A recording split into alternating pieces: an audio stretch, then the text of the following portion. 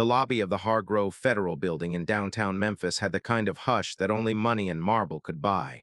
12-foot ceilings, polished granite floors that caught the overhead lights and threw them back like still water. The security desk sat dead center, flanked by two American flags. Behind the desk, the morning guard had his coffee. At the elevator bank, a man in a gray suit waited, briefcase balanced on two fingers, scrolling his phone. A woman in a red coat was signing the visitor's log.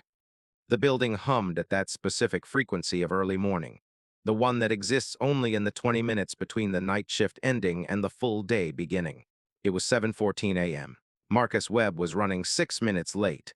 He came through the revolving glass door, moving the way a man moves when he has been somewhere more than he has been anywhere else. Unhurried but purposeful. A navy jacket, dark jeans, worn leather boots that had seen a lot of pavement. His coffee was in his left hand, sealed, still hot. A manila folder was tucked under his right arm. He looked like a consultant, maybe a contract attorney. The kind of person who shows up early and works late and does not bother explaining himself to strangers. He had no indication, nothing visible about him. No uniform, no lanyard, no gold shield on his hip, that he was anything other than a man who was running 6 minutes late. He didn't need the indication. He knew who he was. What he did not know was that the man standing near the building directory had already decided. Officer Gavin Rush had been with the Memphis Police Department for 9 years. He worked a contracted security detail at the Hargrove Federal Building, 3 mornings a week, 6 to noon, covering the gap between the night guard's rotation and the arrival of the full federal security team. It was an easy assignment. Quiet hours, occasional delivery disputes, the odd visitor who showed up to the wrong building. He had been doing it for 2 years, and in 2 years nothing had happened that required more than a clipboard and a raised hand. He was not, in those 2 years, what anyone would have called curious about the people who worked in the building. He was, however, certain about who belonged in it. He watched Marcus Webb come through the revolving door. He saw the coffee. He saw the folder. He saw the jeans and the boots and the navy jacket with no visible badge. He saw the color of the man's skin. He made a decision in under 3 seconds. He did not make the decision consciously. That was the thing about Gavin Rush. He would have told you, if you asked, that he was just doing his job. He would have told you it was about protocol and proper credentials and the responsibility of keeping a federal building secure. He would have told you he had no idea who this man was and that he couldn't be expected to just wave people through on the strength of a confident stride and a sealed coffee cup. He would have believed every word of it. Rush stepped away from the directory.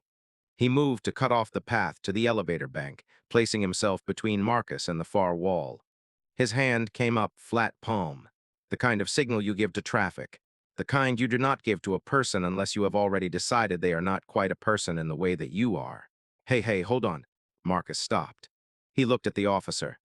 His face was already arranged in a particular expression, not quite resignation and not quite patience, but something that lived in the narrow space between them. The practiced stillness, the face of a man who had been here before and knew the route. Morning. ID, Rush said. Not a question. A command issued the way you issue a command to someone you have already decided does not have grounds to question it. I work here, Marcus said. I didn't ask if you work here. My badge is in my jacket. Rush's eyes dropped to the jacket. The posture had not changed. He was still blocking the path. Then show. I'm going to reach into my inside pocket, Marcus said. He said it deliberately, precisely, the way a person says things when they know the sentence might be the one that decides something. Left side. Rush's face moved, a micro-expression, something between impatience and contempt. Why are you narrating it? Because I've found it helps, Marcus said, still flat, still level. Nothing inflammatory in the tone, just a fact offered as plainly as the time of day. He reached into his jacket, slow 2 fingers. He drew out a thin black card holder and held it open toward Rush. Rush took it. He glanced at it the way you glance at something you have already made up your mind about. This just says federal contractor, could be anybody. It says Department of Justice. Anyone can print a card. Marcus looked at him. The expression on his face remained unchanged. He had a tolerance for this that should not have been possible to develop but was, because you do not build it through tolerance. You build it through the slow accumulation of mornings exactly like this one, and the decision, made again and again, not to let those mornings become something other than what they are. Is there something specific I can help you with this morning, officer? Roosh handed the card holder back. He had not read it properly. He had not wanted to read it properly, because reading it properly would have ended the conversation, and the conversation was not finished yet. He had a point to make. He was not done making it. "You come in here every day like you own the place," he said. "I come in here every day," Marcus said, "because I work here. In jeans. I'm not in court today. Where are you headed?" "Seventh floor." Rush tilted his chin. "What's on the seventh floor?" "The work I do." "Who are you meeting?" "I'm not meeting anyone. I work on the seventh floor. I have a 9 o'clock case review, and I am already late." "What kind of case review?" "The federal kind." Something hardened in Rush's face. The challenge was not supposed to sound like this. It was supposed to sound like uncertainty, like the fumbling explanations of someone who had been caught somewhere they did not belong. Instead, it sounded like a man who was very sure of where he stood and was quietly, without aggression, making that known. Rush did not like the sound of it. "You getting smart with me?" "No, I'm trying to get to the elevator." "Building policy," Rush said, raising his voice a register now, coloring it with the kind of authority that does not come from rank but from the expectation that it will not be questioned, "is that anyone who does not have a visible federal ID badge presented at the door gets a secondary screening. You want to make an issue of that." "I'm not making an issue of anything. I showed you my credentials." "That wasn't a federal badge." "Officer." Marcus said the word once, quietly. "The way you say the word once, when you have been saying variations of it your whole life." "My name is Marcus Webb. I am a special agent with the Federal Bureau of Investigation, Memphis Field Office. I have worked in this building for 4 years. My primary credential is in my badge holder, inside my jacket. I showed you my DOJ contractor card as a courtesy, because I did not want to reach inside my jacket without announcing it. First, I am now going to reach inside my jacket again and show you my actual credentials." He reached same 2 fingers, same pace, same deliberate, visible. He produced the badge, flat gold, the eagle at the top, the shield FBI in raised letters. His photograph, his name, his agent number. Rush stared at it. 1 beat, 2 beat. He reached out and took it out of Marcus's hand. That was the moment.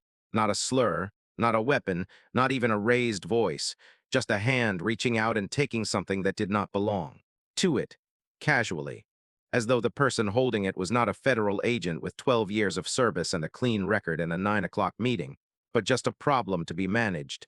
"Let me verify this," Rush said. "That is not how verification works," Marcus said. "You do not take an agent's credentials. I can detain any individual in this building for secondary screening pending." "You are a contracted officer on a city detail," Marcus said. "You do not have the authority to detain a federal agent. Return my credentials." "Or what?" The lobby was not empty. There were 2 women near the security desk. A janitor in the far corner, mop paused against the wall. The man in the gray suit was still at the elevator bank, briefcase now at his feet, watching with the kind of stillness that is not passive but very much the opposite. Rush held the badge. He turned it over. He was performing certainty he did not feel. He was performing authority that was already, in this moment, slipping away from him, though he did not know it yet. "Fake," he said. "I've seen fake federal IDs before. That is a real badge. Then you won't mind me running it through our system. I mind you holding it. You want to go to the holding room. We can do this the official way." The threat was supposed to land. It had landed before. People heard holding room and their posture changed. Their voice changed. The calibration of the whole conversation shifted in his favor. Marcus Webb's posture did not change. "Return my credentials," he said, "and let me get to my elevator." Rush looked at him. Then, without another word, without any further challenge or warning, Officer Gavin Rush took 1 step forward and put both hands on Marcus Webb's jacket. He grabbed the front of it. He turned the body. He walked Marcus into the wall beside the elevator bank. Not a slam. Not the kind of thing that leaves marks. The kind of thing that is engineered to leave no marks. Because the person doing it has done it before and knows exactly how much force communicates. I decide without communicating. Anything to a camera or a report. A controlled push, a point made in physics. Marcus's shoulder hit the marble wall. The manila folder hit the floor. Papers scattered across the polished granite. He did not fight back. He did not struggle. He stood there, face to the cool stone, hands at his sides, breathing. He had been trained for moments that were orders of magnitude worse than this one. He had been in places where the wrong move was not a complaint filed against a contracted officer, but a problem that required a different kind of solution. He had survived those places by understanding exactly what the situation required and giving it nothing more and nothing less. Right now, the situation required him to stand at this wall and let what was happening happen, in full view of everything around him. He stood. "There we go," Rush said behind him. The satisfaction in his voice was barely audible, the kind of satisfaction a man allows himself when he thinks no one important is listening. That's what compliance looks like. The man in the gray suit at the elevator bank had not moved. His name was James Aldridge, Deputy Director James Aldridge, Federal Bureau of Investigation.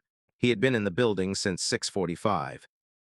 He had come down to the lobby for a coffee from the cart near the secondary entrance, and had been walking back to the elevator when he saw Rush intercept Marcus at the door. He had stopped. He had watched. He had watched for the entire 3.5 minutes of the encounter, hoping on some level that it would resolve itself, that Rush would read the credentials and step back, and that would be the end of it. Scion. It was not the end of it. Aldridge set his briefcase down. He pulled out his phone, not to film, to call.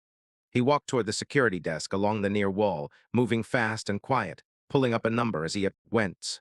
He reached the desk.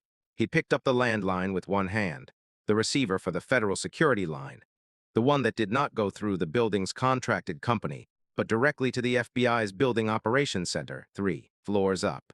He dialed. The call connected. "This is Deputy Director Aldridge. I'm in the main lobby. I need the ASAC on the line in 30 seconds, and I need building security down here immediately. We have an incident." Behind him, he heard Rush say something about compliance.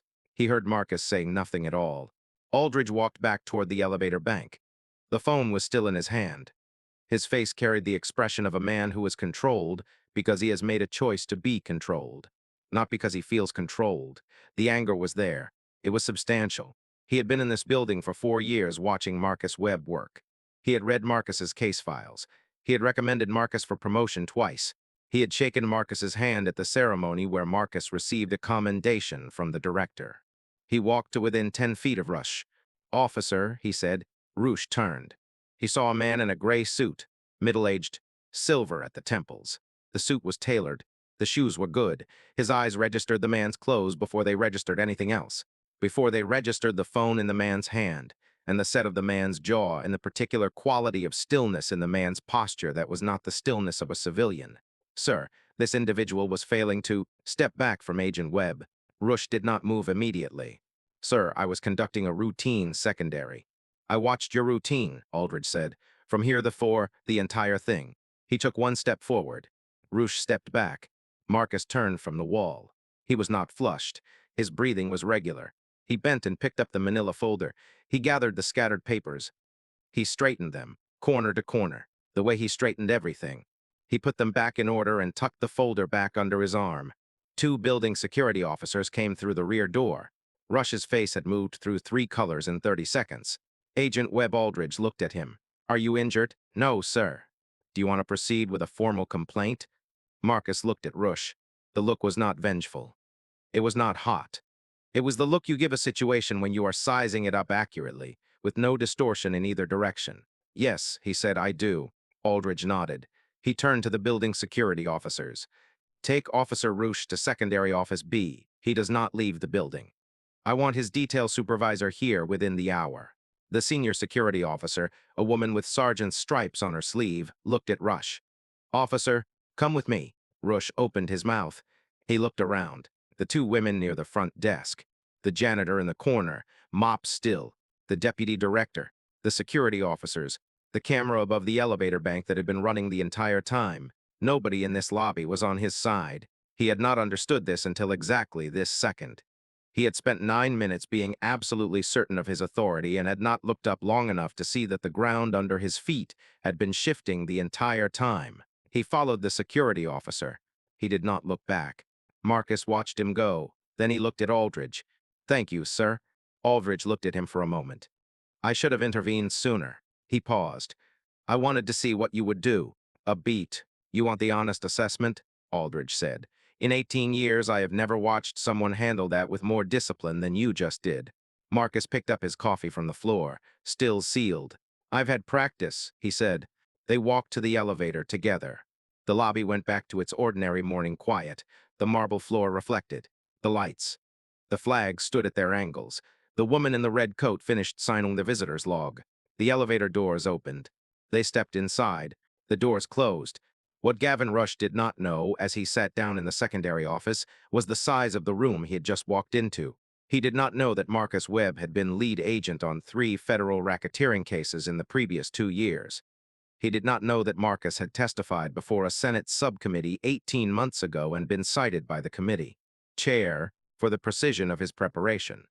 He did not know that Marcus had been offered a position in the Washington field office and had declined it because he preferred the work he was doing in Memphis. He did not know that Marcus had a case on his desk right now that involved 17 defendants and 5 years of documented evidence. He did not know any of this because he had not looked. He had looked at a man with a coffee and a folder and a navy jacket, and he had decided, in the time it takes to decide, and he had acted on the decision as though it were a law of physics rather than a choice. In the secondary office, Rush sat with his hands flat on the table and tried to build his defense. Protocol, policy, unverified credentials, responsible screening. Each time he ran it, the structure held for a moment and then collapsed at the same point. Deputy Director. He had shoved a federal agent into a wall in front of a deputy director of the FBI. The door opened. It was not his supervisor from the contracted company. It was not the city liaison. It was a woman in a dark jacket with an FBI lanyard, and she sat across from him and put a folder on the table and looked at it. Him with the expression of someone who is professionally obligated to tell you a thing you will not enjoy hearing. "Mr. Rush," said Assistant Special Agent in Charge Donna Ferris, "I'll keep this brief because your situation is not complicated." She did not open the folder. At 7:14 this morning, in the lobby of this building, you made unauthorized physical contact with Special Agent Marcus Webb of the Memphis field office. You confiscated his federal credentials without authorization. You made a false claim that those credentials were counterfeit, and you forcibly placed him against the wall of the lobby. I was following. She raised one finger. I'm not asking you to respond to any of that. I'm telling you what the 4 security cameras in this lobby recorded. One of them is directly above the elevator bank. It has an unobstructed view of the entire encounter, from the moment you intercepted Agent Webb at the door to the moment Deputy Director Aldridge intervened. Rush's hands were still on the table. Deputy Director Aldridge witnessed the encounter personally from approximately 30 feet away. He filed his initial report at 7:21 this morning. She opened the folder then and placed a single photograph on the table. A freeze frame from the security footage, Marcus with his badge extended, clearly visible, clearly legible. Agent Webb presented his credentials at 7:16 and again at 7:18. You identified them as fraudulent. You were incorrect. Rush looked at the photograph. You are currently under investigation for violation of Title 18, Section 111 of the United States Code, Ferris continued.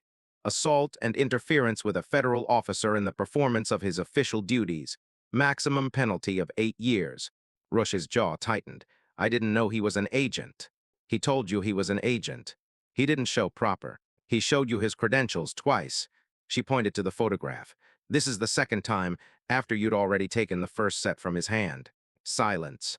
Your contracted detail agreement with this building, Farah said, authorizes visual identity checks on non-badged visitors. It does not authorize physical detention of any individual.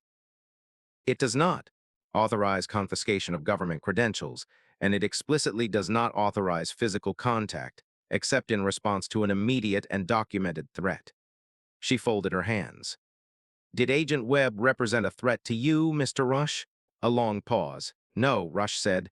No, she said. He didn't. She looked at him. Your contract with this building is terminated as of this morning.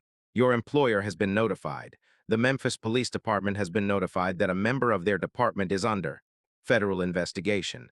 The department's Professional Standards Office has been contacted. You will be placed on administrative leave pending the outcome of this investigation. Rush looked at the table. Will charges be filed? That is a decision for the United States Attorney's Office and for Agent Webb. She closed the folder. I strongly recommend you secure legal representation today, and I strongly recommend you not contact Agent Webb, Deputy Director Aldridge, or any individual present in that lobby this morning. She stood up. She paused at the door. You've been in this building for 2 years, she said. 2 years of walking past federal agents, attorneys, analysts, investigators. People you walked past every morning and didn't see. She looked at him. Today, one of them had the evidence and the standing to make that cost you something real. She reached for the door handle. You should understand that you are very fortunate. He is the kind of man who kept his hands at his sides. She walked out. The door closed. The room was very quiet. On the seventh floor, Marcus Webb sat at a long conference table with a yellow legal pad and wrote down everything. He wrote the time of the first contact. He wrote the exact wording of the exchange. He wrote the sequence of events with the precision of a man whose entire professional life had been built on the weight of documented facts, on the difference between what was true and what was provable, on the understanding that the record you leave behind is the only thing that outlasts the moment. His handwriting was steady. His hand did not shake. Diana Cho sat across the table. She was one of the senior agents in the Memphis office, and she had come over from the field office not because protocol required it, but because Marcus Webb was her colleague and someone needed to be present. She had a cup of coffee of her own, and she watched him write, and she did not interrupt him. He set the pen down. "You okay?" she said. "Yes, really." He looked at his written statement, at the careful lines of it. "I've been in worse rooms." "I know," Diana said. "That's not what I asked." He looked at the table for a moment, at his hands, at the badge holder on the table beside the legal pad. 12 years, he said. He said it the way he might say it into a room that was not occupied, because the statement was not addressed to anyone in particular, but just needed to be said, needed to be given air. 12 years of doing it right. Every protocol, every procedure, every step. And I still have to perform it in front of a lobby camera so that someone will believe me after. Diana did not say anything to that. She stayed where she was. Sometimes that is the only correct response. After a while, she said, "The security footage was flagged before Rush even made it to the secondary office. Our building operations team had it pulled and time-stamped in real time." Good. Aldridge is adding a personal statement on top of the official one. Marcus looked at her. He doesn't need to. He knows he's doing it anyway. A pause. "He's a good man," Marcus said. "He is," Diana agreed. Marcus looked at the legal pad, at the neat lines of his account of the morning. "The thing about this job," he said slowly, "is that I became an agent because I believed in the work, in what the work is supposed to do, the cases, the evidence, the way a fact can't be argued with if it's documented right." He paused. "But you go into the lobby some mornings and you remember that the work doesn't follow you home, that what you are in the building doesn't come with you into the street." He picked up his pen. "So you make sure the record is there, because the record follows you everywhere if you build it right." He looked back at the statement. "What do you need from me?" Diana asked. "Nothing," he said. "I've got everything I need right here." The federal investigation moved with the particular momentum that federal investigations develop when the evidence is clean and the witnesses are credible, and the subject of the investigation has nowhere useful to go. The security footage was transferred to the FBI's evidence management system by noon. Ferris's report was complete by end of day. Aldridge's independent statement was filed separately, as he had said he would do, and it added 2 pages to the record that were notable for their specificity, noting not just what had occurred, but the quality of Marcus's conduct throughout, the precision of his language, the control of his physical posture, the patience he had extended well beyond any reasonable requirement. The U.S. Attorney's Office received the initial file on the 3rd day. On the afternoon of that 3rd day, Rush's attorney contacted the U.S. Attorney's Office to discuss the possibility of a plea arrangement. The U.S. Attorney's Office said they would listen. Rush's department placed him on unpaid administrative leave. The contracted security company issued a statement noting their deep concern and confirming the termination of his position. They did not use his name in the statement. The Professional Standards Office reopened 3 prior complaints, 2 from members of the public and 1 from another officer, that had been filed against Rush in previous years and closed without action. The complaints described a pattern of behavior that, read against the security footage from the Hargrove Federal Building lobby, was not difficult to interpret.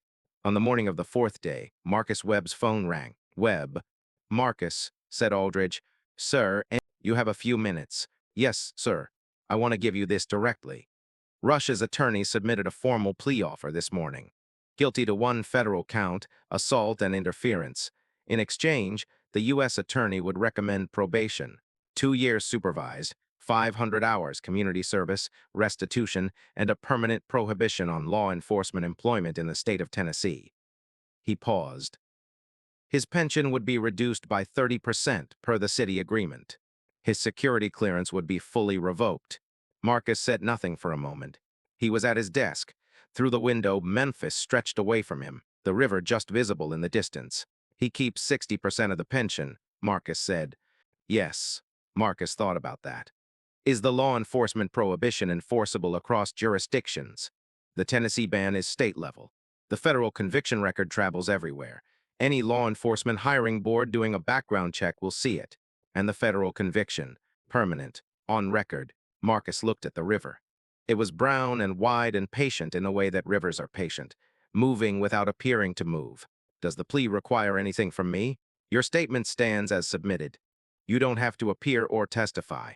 If you want to oppose the plea and push for trial, that is your right, and the U.S. Attorney will support you. What's the trial outlook? Solid. The footage is clean. The witness testimony is strong. Aldridge's statement is significant. A conviction at trial is likely, but the sentence at trial would be in the same range as the plea. It's not dramatically different in outcome. Marcus was quiet for a moment longer. Take the plea, he said. You're certain? A federal conviction. Record. Permanent. He never works in law enforcement again. That goes everywhere. He goes for the rest of his life. Marcus looked away from the window.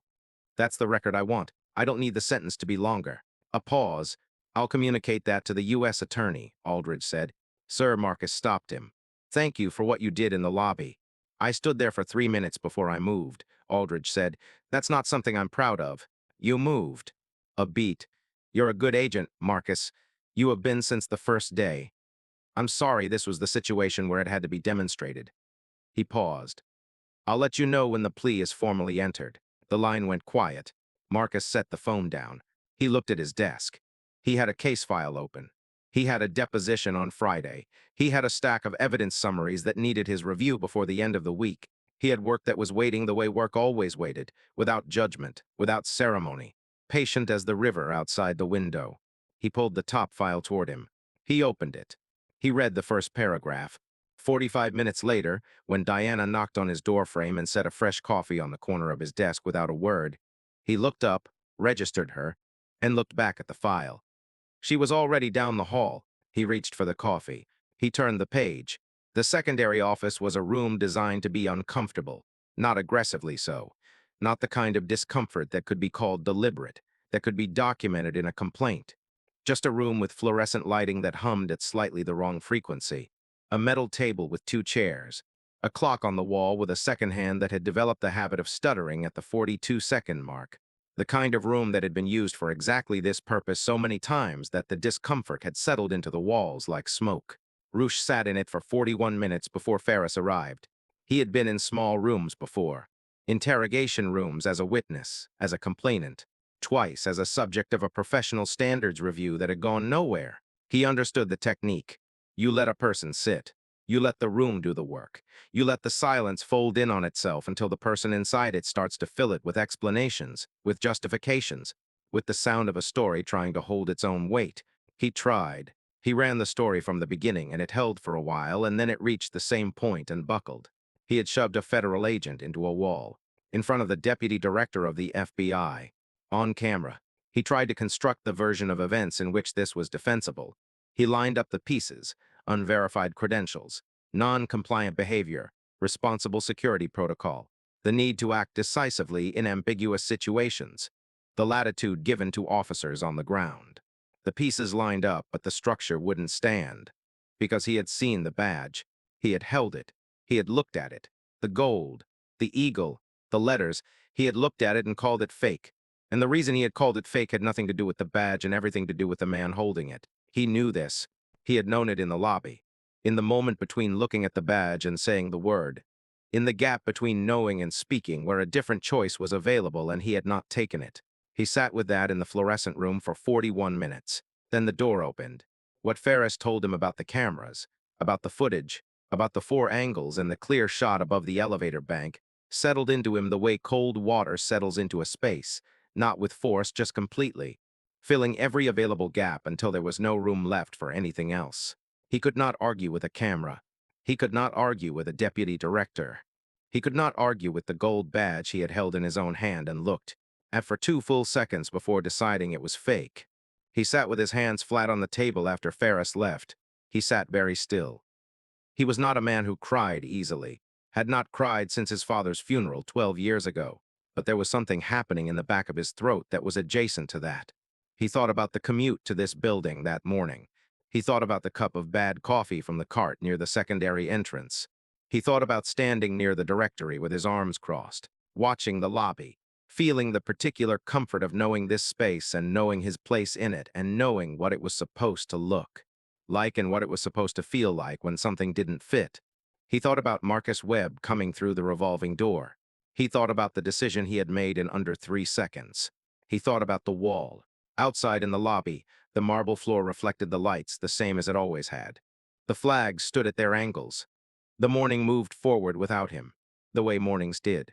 He thought about the 9 years, about what they added up to and what they had meant and what they would mean now. He sat with his hands flat on the table. The clock stuttered at 42 seconds. On the 7th floor, Marcus Webb spent 40 minutes writing his statement. He did not use the words angry or afraid or humiliated, not because he hadn't felt those things, but because the statement was not the place for them. The statement was for facts. The statement was for what had happened, in sequence, with specificity, in language that could not be argued with. He had spent 12 years writing documents like this, about other people, about what had been done to other people and what the evidence showed and what the record indicated and what the facts, laid out without distortion, compelled a reasonable person to conclude he was good at it. He was one of the best in the Memphis field office, at exactly this kind of work, the careful work, the patient accumulation of verifiable fact into something that could not be denied. Now he was doing it about himself. There was something about that. He did not name it. He did not give it space in the statement. He finished the statement, signed it, dated it, and put the pen down. Diana was still across the table. "You're 9 o'clock," she said. He looked at the clock. 8:47, I'll make it. I already called ahead. They pushed it to 10. He looked at her. You didn't have to do that. I know. She pushed her coffee toward him. His was cold. Take mine. He looked at the coffee. 12 years, he said again. Every time. Every single time he looked at the table. You know what the thing is? The thing I keep coming back to. He paused. I was running late. I was 6 minutes late. And I was thinking about the case review, and whether I'd printed the right version of the evidence summary, and whether I needed to stop for a new coffee because the one I had was going cold. He looked up. I wasn't thinking about any of this. I was just going to work. Diana nodded. And then I was at a wall, Marcus said. He picked up her coffee. He took a drink. He stood up. Come on, he said. I've got a 10 o'clock. They walked out of the conference room together, and the hallway of the 7th floor was exactly what it always was. Fluorescent lit and carpeted and lined with offices and the ordinary accumulated sound of a field office at work. And Marcus walked down it the way he always walked down it. And nobody who saw him pass would have known, from the way he carried himself, what had happened in the lobby an hour before. And that was, in its way, the point. You do not give it your posture. You do not give it your stride. You do not let it take up residence in the visible parts of you, the parts that people see when you come down the hallway. You give it to the statement. You give it to the record. You give it to the thing that outlasts the moment. And then you go to work. The news of what had happened in the Hargrove Federal Building lobby did not remain contained to the 7th floor. By the afternoon, it had moved through the field office the way things moved through the field office, quietly and completely, the way water finds every available channel. By the end of the day, people in the building who had never spoken to Marcus Webb knew what had happened in the lobby that morning, and people in the city building who worked with Rush knew what had happened, and people at the contracted security company who had nothing to do with either of them knew. And by the following morning, the Professional Standards Office had 3 requests for information about the incident from people who wanted to ensure they were on the record as having asked. The review that the Professional Standards Office opened into Rush's prior history took 3 weeks and found what it found. It found a pattern, not a dramatic one, not a single incident that stood alone and demanded attention. A pattern, the kind that builds through the accumulation of small decisions made with consistent logic over a consistent the period of time.